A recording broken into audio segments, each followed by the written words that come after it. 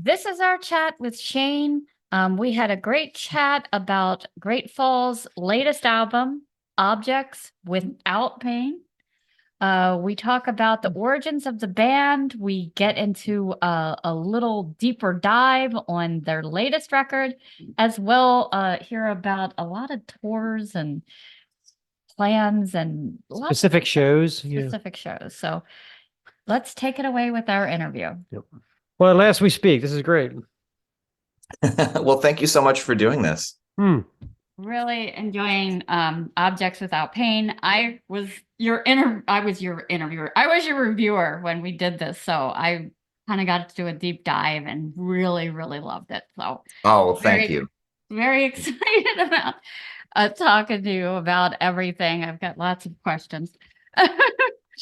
I tried to do as great Fallsy shirt as I could think of. Tried to get the red in there. Yeah, that's good. So originally, when you guys got together when you were teens, do you remember what the original vision for the band was? Got together, I'm sorry, when? When you first got together, when you were teens, is that right? No. Well, initially, I moved to Seattle when I was 20 to be in this band Playing Enemy, which was Damien, the guitar player and singer, and a drummer. And we did that band for I was in the band for about 5 years, and then we broke up. And then Damien and I did like some noise nonsense for some years, sort of just being dumb and having no idea what to do. And around like 2009, that noise thing was called Hemingway. And then around 2009, we decided to kind of get back into real songs and like structures and actually like try again, I guess. And so around like 2009, I think we changed the name, and we initially used a drum machine. We did a whole record on a drum machine, and we didn't know what we were doing. And so at some point we were like, we should probably just get a drummer. So Damien and I had our old drummer Phil for about 10 years or a little longer than that. And then that kind of fell apart a couple years ago. And we called our friend Nick, who lives in Portland, or outside of Portland, which is 3 hours away from Seattle, where we practice. And he was like, sure, I'll do it. And so when he came in, it was just like the band just kind of like made the most sense to us kind of ever. So everything on the record, a lot of it was written before Nick, but him coming in, it was like a whole different band essentially. So yeah, his drumming is stunning on this record. Between like the rolling and crashing cymbals and it's like waves. It's amazing. So really, I agree with you. Yeah, we're very thankful that he was willing to do it. So yeah, the way that the names are listed out online, it makes it sound like Great Falls is like everybody's side project. Is that kind of what it is? Or no, it's just all of the well, Nick plays in this band Gatheist still, and that's down in his down in Portland. And so he still plays with them quite a bit. But Damien and I still do like little things here and there, mostly Damien, but this is our band. It's just that we usually just kind of throw in those other names that maybe someone's heard of through the years, but most people haven't heard of them, so it doesn't really matter. Yeah, I was trying to speculate how you came about the name Great Falls. And my theory was it was like, because it was like a waterfall, it was big, heavy, organic, and just chaotic all at the same time. Am I close? Well, I mean, I think that the associations you're making are like pretty good. I mean, we had just come up with a name because I had a friend who was from Great Falls, Montana, and he wanted to name he wanted to name a bar Great Falls, and I was like, oh, that's a cool name for a bar. And then when he's like, yeah, that's not happening, we were just like, oh, I'll just steal it. So That's great. Yeah, you never know what you're going to get. There's an interview with Buzz Evans where somebody had put all this time into trying to figure out the lyrics to one of his songs, and it was this elaborate thing. And he goes, "Actually, that song's about my cat." You know what I mean? It was like, oh, fuck, not even close. You know? There's definitely times where, you kind of just want to be like, hey, your interpretation is way better than anything we could come up with. So Right. let's just go with that. It's like I like yours story better than the real story, right? Yeah, absolutely. Yeah, and if it was a bar, they'd have to use all that, just fall in, metaphors and all that stuff. Yeah. Yeah. Yeah, we did a whole thing on the show about how for bars and restaurants people will put up with a lot crazier names. Like you're not going to go to Dirty Dick's accounting firm, but Dirty Dick's is a great name for a restaurant, Sure, or a bar, yeah. So I'll definitely drink a Dirty Or a Dick. band. Dirty Dick's Funeral Home wouldn't go well, Oh, maybe not from grandma. No, maybe not so much. So okay, so I'm not going to try to speculate anymore because I'm way off. Where did you get the title Objects Without Pain? Because there's a lot of pain here. Yeah. Not the objects. I mean that is actually something also where sort of like the connotations kind of felt good for us, and it just seemed to really fit, but we didn't have like necessarily a direct correlation between the name and the lyrics. It was a name that just sort of had popped up at some point, and it was just something that felt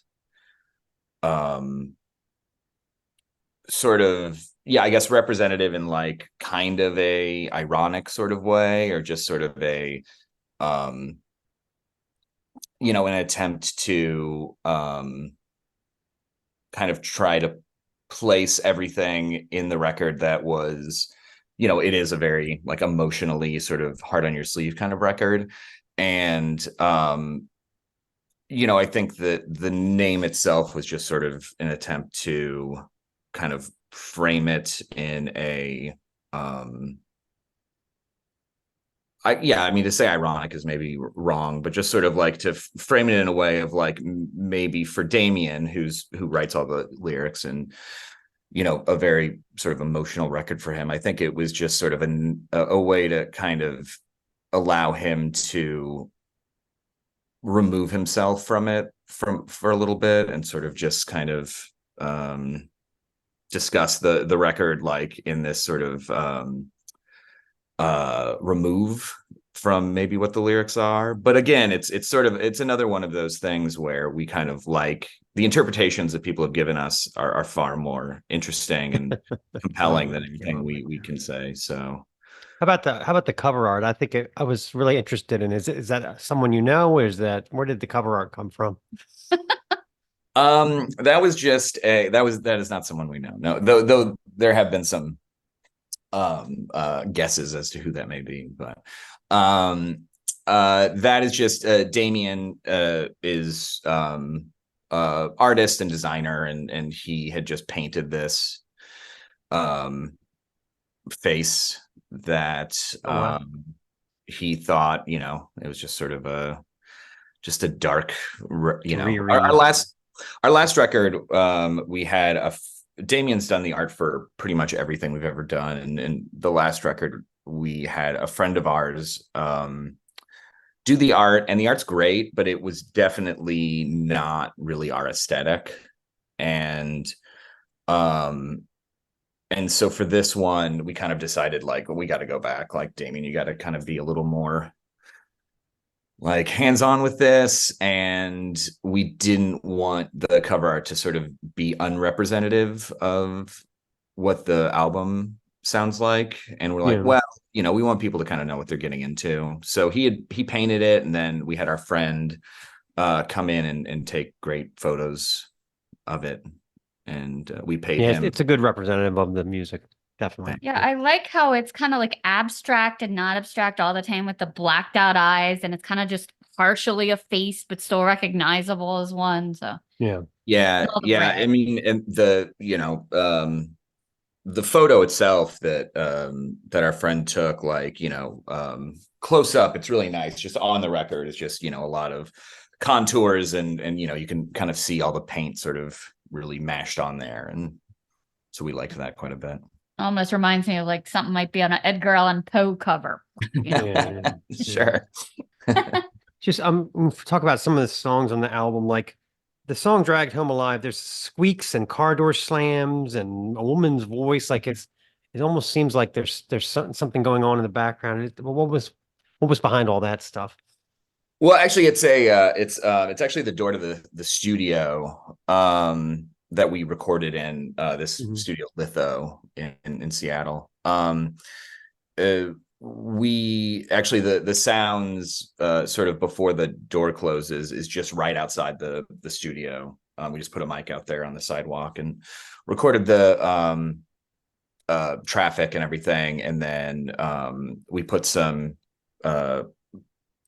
noise altered version of Damien's dogs barking on top of it. And without sounding too pretentious, sort of the whole kind of thing was sort of, the door shuts and Damien starts playing and we kind of just spend the whole time in the on the album sort of like away from his problems of the outside world. And then at the end of the record, we open the door again and he kind of goes back into his issues. So, as far as Lillian, who's our friend, this incredible musician in Australia, she did all of the any of the female vocals you hear is all from her. And we just wanted we worked really hard on making sure that the album wasn't like accusatory or, Damien has a hard time, not sort of making himself the bad guy. And we had really I had especially pushed for him to like, not make this so that anyone listening to it is like, she's in the wrong or he's in the wrong or whatever. Just this idea of like, it's a relationship that isn't working, regardless of the desires or sort of personalities of either person. And, there's no bad guy in the record. And I think that because we wanted that sort of like equitable understanding, we wanted to have some sort of woman representation in the record. If not like completely explicit, her being like, I'm the other aggrieved party on this album, like at least just giving a voice to that other person on the album to kind of again make it feel less of a the breakup records that I think we wanted to avoid were just the breakup records where it's, a man screaming at a woman or a man begging a woman to come back or anything like that. It was in total, we wanted people to just kind of come away from the album understanding like how relationships kind of fall apart without necessarily anyone being in the wrong. Right. I really like the imagery about like the key being too heavy, and it was really good. It's tricky to find when you're trying to put found sounds into a song. I mean, it can be tricky to get the right ones. We're in the midst of doing a bit about, I wrote a song about how I'm afraid of the lottery. And I want to get a voiceover for the guitar solo of these women in the liquor store that are like, I'll take the 13, got to get my 22, because they have a system, but I got to figure out a way to do it where they don't know I'm recording them. You know what I mean? Like, so sure.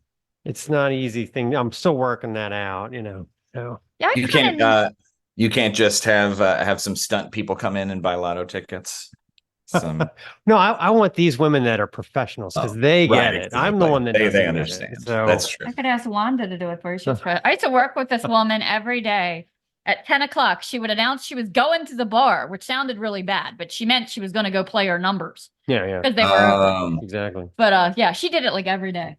So I was like, okay.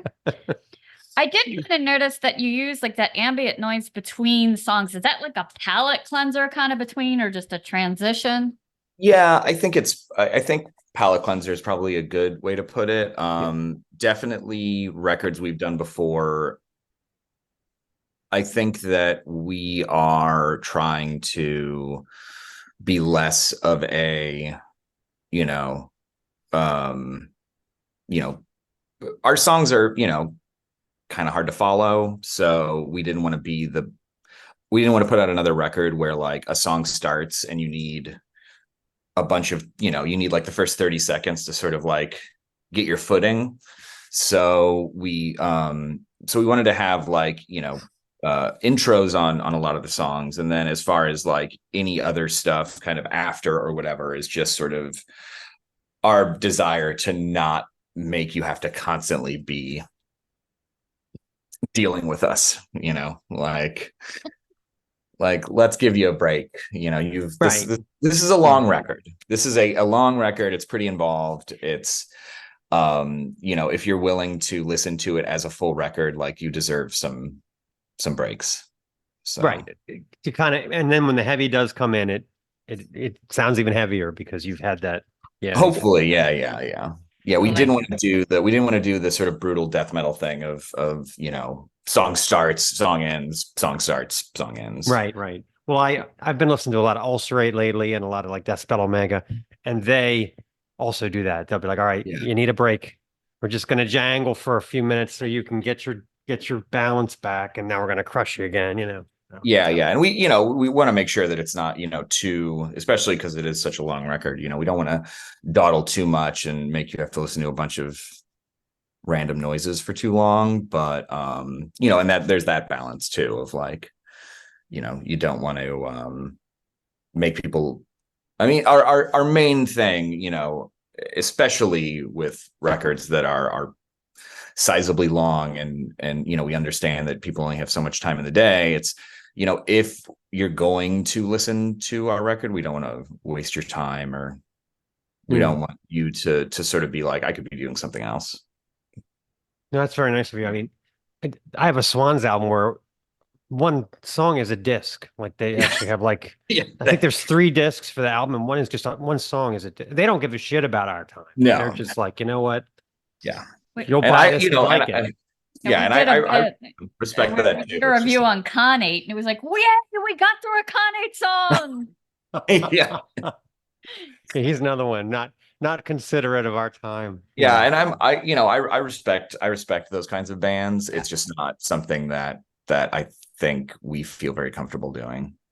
Oh, we still got a shirt. It's like it's been 13 minutes and there's no vocals yet. So another one of my favorite tracks from this album was Born with an Argument. It is such a vast piece. It has those punishing drums and swirling guitar, but somehow you manage to create a kind of uneasy tension. How do you do that? Oh man. I mean, that is, like, how do we do that? I don't really know. It's definitely our goal. Yeah. I mean, I think this comes, again, back to sort of like wanting to, sort of the word that probably we return to the most in writing is momentum. And, I don't enjoy records that sort of seem to have this sort of, or songs that sort of seem to have this momentum going, and then they just kind of stop.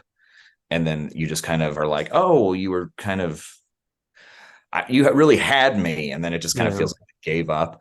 And so, that kind of perspective is what we roll with as much as we can, is really just trying to make it so that there's always some sort of like,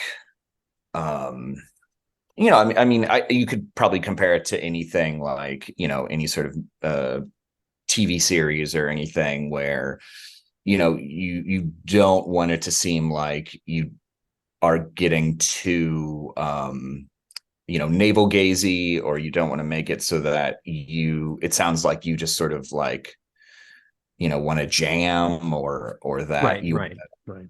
or do anything like that. So we are constantly just being like, okay, well, how can we kind of make tension sort of still continue so that when, either there is a release or when the song's kind of over, people kind of feel like it's sort of just a full representation of something, instead of sort of being like, okay, well, okay, they're doing something here.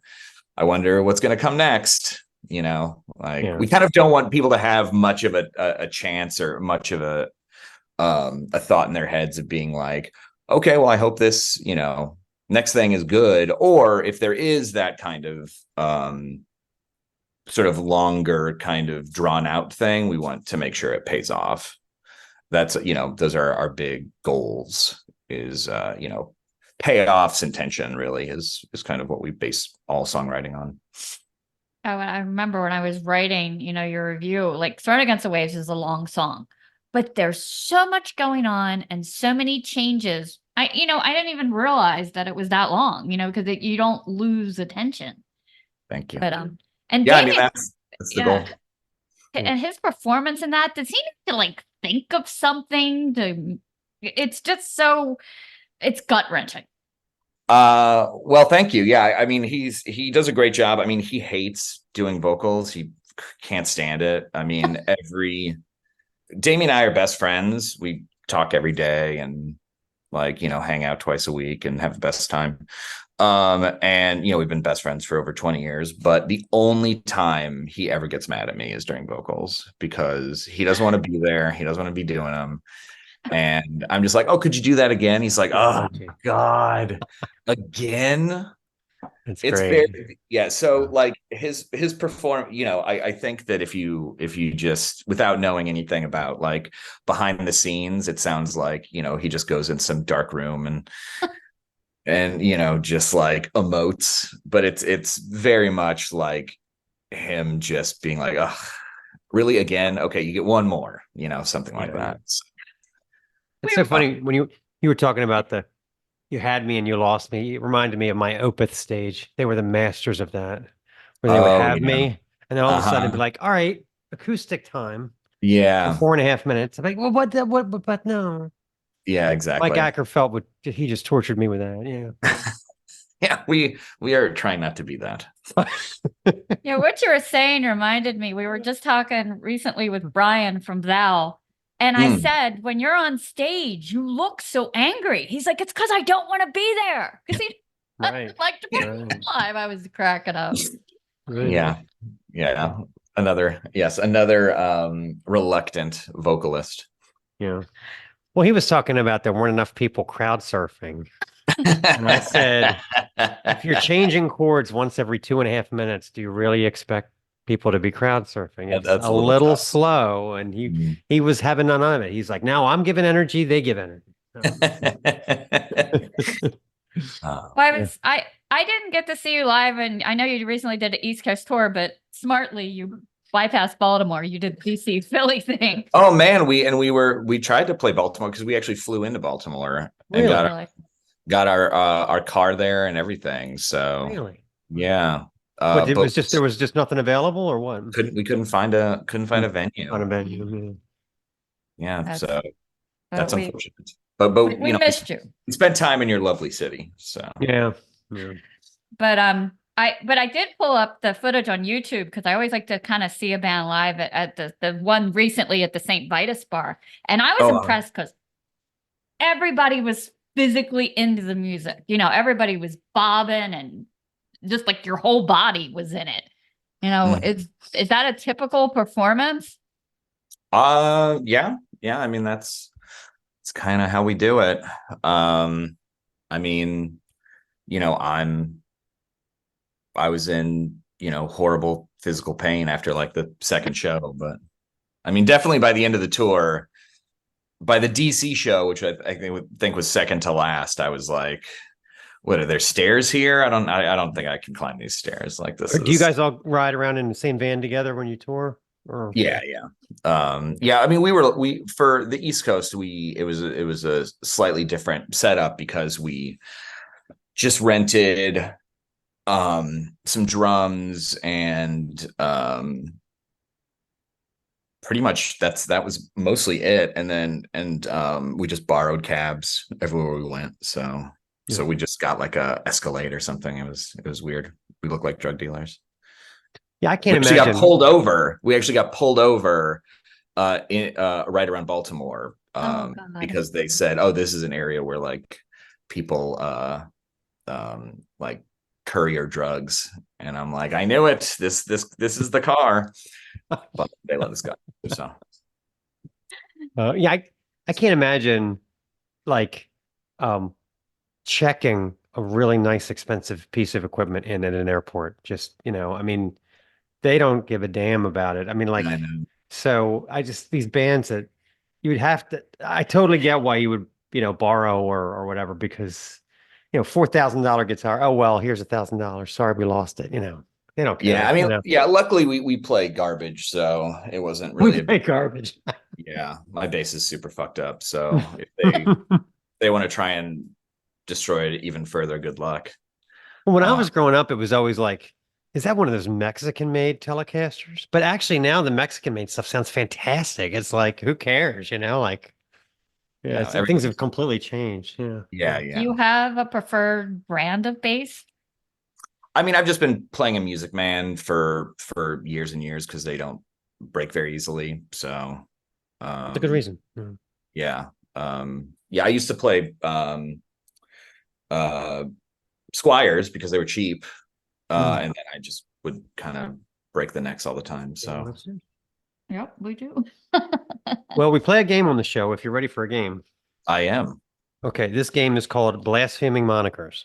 Okay. Okay. And the way it works is I'm going to give you 5 band names. 4 of them are real. 1 of them I made up. And you're going to try to guess which one is fake. This is me and the Metal Archives random band generator. Okay. Okay. All right. All right. The first one is Donut Lord. The second is Lord Peregrine. Okay. The third is Holocaust Lord. The fourth is Lord Booty Call. And the fifth is Lord Drunk-a-Lot. So we'll just keep guessing until you get it right or I run out of bands. What was the first one again? Donut Lord. See, I was gonna say Donut Lord is has to be real because it sounds fake, but then you bring up Lord Booty Call. Is that Lord Booty Call? Yeah. Booty Is that the Call? one you Yeah, want to? so You think that that one's one's throwing fake? me off too. That one also seems too ridiculous to not be real. What was the final one? I'm sorry. Lord Drunk-a-Lot. I'm gonna that also. I'm gonna go with Lord Drunk-a-Lot. No, they're actually from Croatia. Stoner metal. And they have 1 full-length album out. Lord Peregrine. That's very good. Yeah, Lord Peregrine is the one I made up. Yep. All the others are real. Yep. Lord Booty Call, really? I mean, that was the best you could do. Where are they from? Lord Booty Call is from, they're a gore grind from Delaware. Huh, Delaware. 2 Interesting. full lengths and a bunch of splits. Yeah. I'll have to check them out. The Donut Lord band, they've got like 7 albums. They're very serious. They're from Florida. They're like doom black metal. Yeah. I would have guessed. Yeah, I would have guessed like with the one. I would have guessed they were all from like Norway or something. So. Yeah. But well, that was good. That was good. Very well. Thank you. So did you have a most memorable show on your most recent tour, or for good or bad reasons? I mean, the Vitus one was great. It was pretty much what we were expecting. I mean, we were hoping to play Vitus, and then it sort of came together very late, and so we were really happy that happened, and it totally fulfilled like what we were hoping for a show like that, especially a Wednesday. But Wednesday in Brooklyn is a Friday in most places. So Right. a DC was probably the best show just because we heard that DC sucked, and that if you could get a show, you'd probably have to get it at a bad venue. And we played this place called the Pie Shop, where you get, instead of drink tickets, you get a ticket for a piece of pie, which they have both savory and dessert pies. So I had some sort of cookie pie. It was delicious. Okay. And so aside from the pie, it was just, we're not a, people don't really mosh to us or do anything. So mostly, we're a big stand there with your arms folded kind of band. And so we don't expect anyone to go crazy or mosh or anything. That's not really what we do this for. But for some reason, people just kind of went crazy the whole show in DC, and it was a lot of people kind of just, and it's funny because we are kind of all over the place. It is kind of funny to see people who really want to be into it but sort of get a little tongue-tied or flat-footed, based on what's happening, and they sort of have to they kind of stop for a second and they're like, okay, all right, I'll do this. So but that was really nice. It was just, we saw friends, and it was a great venue, and the people who put it on were just total sweethearts, and did the thing that you don't really get much anymore, which is actually like putting a bunch of time and effort into getting people out to the shows, which I think a lot of venues sort of take for granted now, or don't want to put in the work. Yeah. Which I don't want to like whine and complain or anything. It's people, if you don't do it, whatever, that's fine. I'm lazy. I don't want to do anything. So, I get it. But but when promoters actually, go the extra mile, it's just so nice, and and you're just so appreciative, and it does, and then people actually come, and not people who are just like coming to a show, but people who actually seem to like be receptive to the music that's playing. Yeah. I mean, in Europe, some of my friends in Europe were telling me that over there in some of the cities, like in the UK and stuff, the bars want to get the metal out and done by like 10 o'clock, or the rock shows, so they can have the DJ.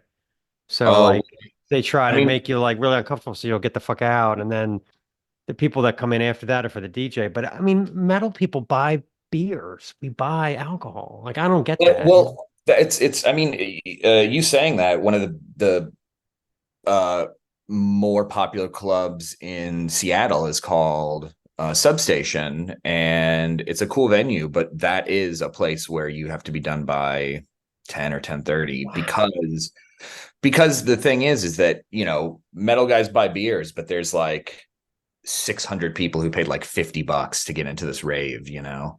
And they're paying, and they're not buying beers, they're buying like they have bottled water and ecstasy.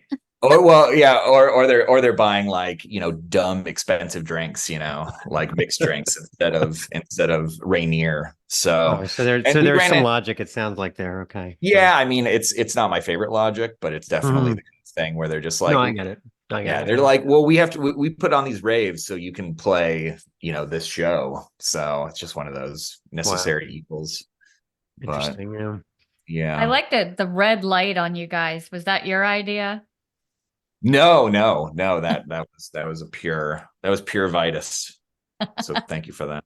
For them. I like that the club is now more popular than the band. When I know. When I say I was at Vitus, I was talking about actually seeing St. Vitus, and people are like, "What, in Brooklyn?" I'm like, "No. Yeah. It was Maryland Death Fest. It was St. Vitus, the band." St. Vitus played St. Vitus? I don't know that. I don't know if that's. I don't know if they've ever played there, but every time I bring up that I saw them somewhere, because I saw them a bunch of times, people always think I'm talking about the bar. So that's funny. Like, no, the bar is named after the band. So. Yeah, we end up seen a lot of shows at the Baltimore Soundstage, and we'll do like a show review, and we always have to bitch about the $17 beers. Yeah. If you guys come back, try to get to the Metro because they have cheap beer prices.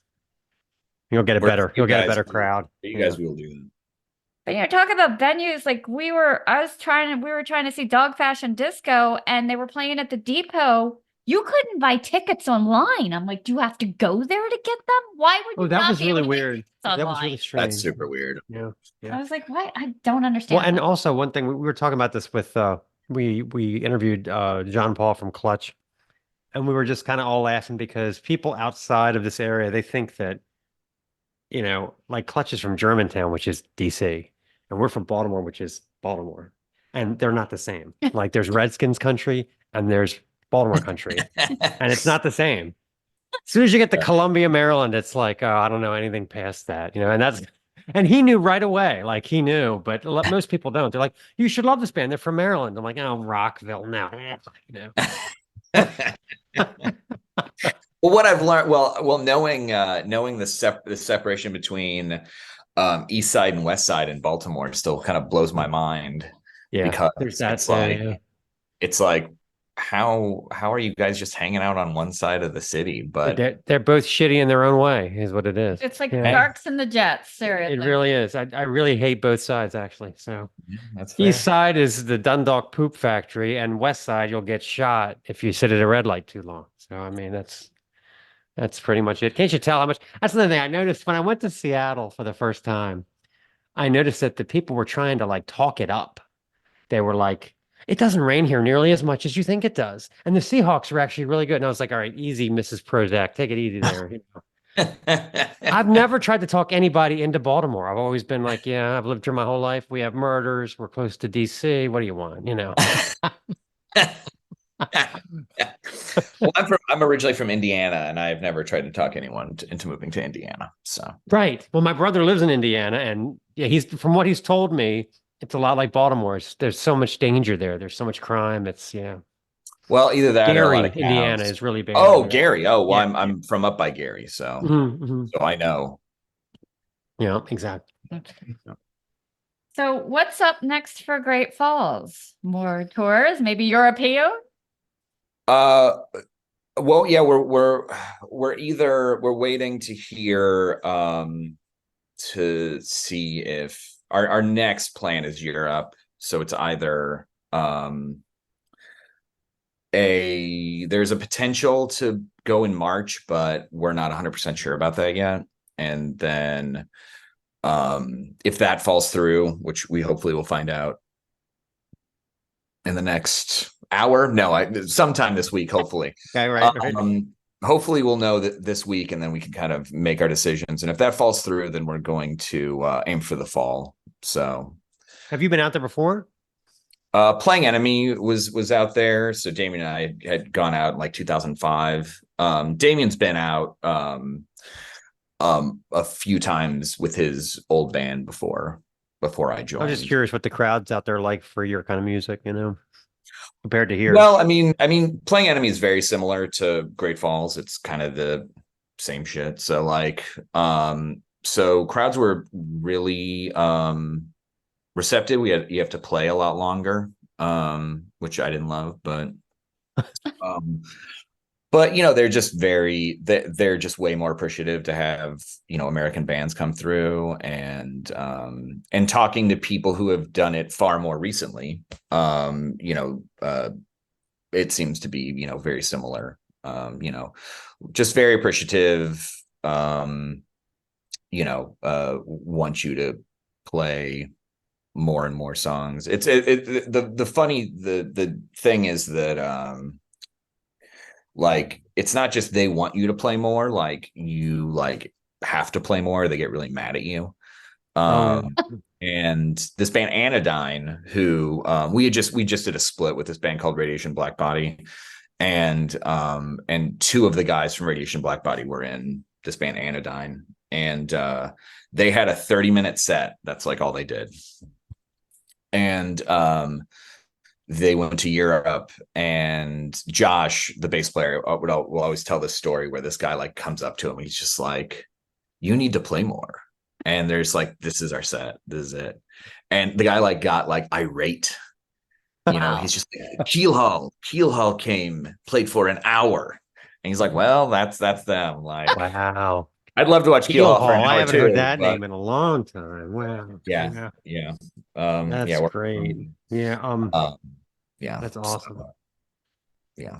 The Yeah, demand. but I've heard that. I've heard that like in Germany, like people in America cannot imagine this, but in Germany, you finish your set, you clean up your, you take down your stuff, you're standing at the merch table, and an angry German man comes up to you and says, "We need to talk about something very important to me. My wife's favorite song. You did not play it at all." And this is very, very unacceptable. I mean, this really happens. I mean, that doesn't happen here. I mean, it just doesn't happen. God, no. Lord, no. That's like the dark side of being passionate about music, Yes, exactly. Where Sue I mean, saying with the Hell Freaks they were naked? Was that Germany? Germany, Yeah. yeah. She said she looked up and like the whole front row was naked men. And she said, but it was Germany, so I thought, oh well. yeah, I mean that's what you get. It's just like going on a bus there, probably. Yeah. The demands of rock stardom, apparently, no matter who you are. I guess. Yeah. But yeah. So. Very interesting. Well, congratulations. I'm a big fan. Mark is, and I've been seeing you pop up on a lot of best of for 2023. So Oh, that's right. Yeah. Time for that. Yeah. Yeah, I've been seeing you on a lot of lists. Have you been getting the Spotify wrap up stuff from people when you're in my Spotify wrap up? Yeah. Yeah. Where's that tracking all year? Can I get that every month? How come? Why do you rub my face in that at the end of the year? And then I'm just like, well, what about how did I do in April? Like I don't understand that at all. They should do it. They should do an April one. I agree. I keep waiting for it to be like, if you like these stats for $4.99 a month, you could. I would gladly pay it, but I don't know what it is. Spotify's so weird. Yeah. Did you hear about the Weird Al thing? Oh yeah. The thanks for the sandwich. Yeah. Isn't that great? Yeah. Yeah. Which I definitely, we don't expect to make a dime off of this ever.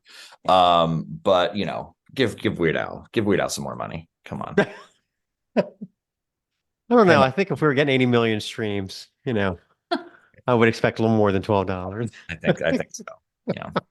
Maybe at least a steak dinner and a blow pop, something. That's all kids going repeat, and he's still not getting paid. Horrible. Oh well.